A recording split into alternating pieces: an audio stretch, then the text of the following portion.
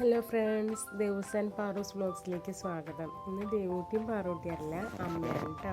ഞാനിന്നിവിടെ ഒരു അയിലക്കറിയാണ് കാണിക്കുന്നത്. അത് എൻ്റേതായ ഒരു രീതിയിലാണ് ഞാൻ ഉണ്ടാക്കുന്നത്. നിങ്ങൾ എങ്ങനെയാണ് ഉണ്ടാക്കുന്നത് എന്നുള്ളതൊന്ന് കമൻറ്റിൽ മെൻഷൻ ചെയ്യണേ.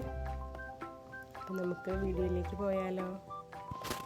ആദ്യം തന്നെ കുറച്ച് അയില നന്നാക്കി കഴുകി വൃത്തിയാക്കി വെച്ചിട്ടുണ്ട്. അതിനുശേഷം ഇഞ്ചി, പച്ചമുളക്, ഉള്ളി, വെളുത്തുള്ളി, ഒരു കഷ്ണം പുളി, 2 സ്പൂൺ മുളക് പൊടി, മല്ലിപ്പൊടി, മഞ്ഞൾപ്പൊടി, ഒരു കഷ്ണം വേപ്പില. എന്നിട്ട് ഇഞ്ചി, പച്ചമുളക്, ഉള്ളി, വെളുത്തുള്ളി എന്നിവ ചേർത്ത് വഴറ്റി അതിലേക്ക് ഒരു 1/4 സ്പൂൺ മഞ്ഞൾപ്പൊടി, നമുക്ക് ആവശ്യത്തിനായിട്ടുള്ള ഉപ്പും ചേർക്കാം. അതിലേക്ക് മല്ലിപ്പൊടി ചേർത്ത് നന്നായിട്ട് മല്ലിപ്പൊടിയുടെ പച്ചമണമൊക്കെ മാറി നല്ല മൊരിഞ്ഞ് വന്ന ശേഷം നമ്മളെടുത്ത് വെച്ചിരിക്കുന്ന മുളക് പൊടി ചേർക്കാം. മുളക് പൊടിയും ചേർത്ത് നന്നായിട്ട് അതിൻ്റെ പച്ചമണമൊക്കെ മാറി നല്ല മൊരിഞ്ഞ് വന്ന ശേഷം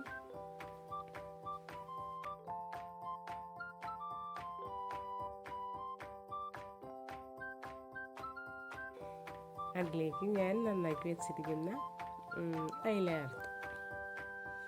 ചേർത്ത് നന്നായിട്ട് മസാലയിലൊന്ന് പുരട്ടി ഇളക്കിയ ശേഷം ഒരു 1/2 ഗ്ലാസ് പച്ചവെള്ളം ഒഴിച്ചു.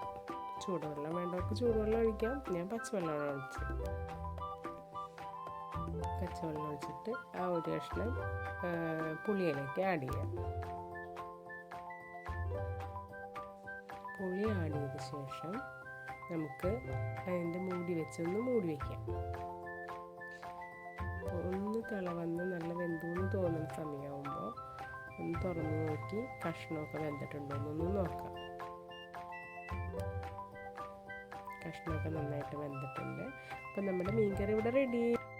എല്ലാവരും ഈ മീൻകറി ഉണ്ടാക്കിയിട്ട് അതിൻ്റെ അഭിപ്രായം കമൻറ്റിലൂടെ അറിയിക്കണം കേട്ടോ.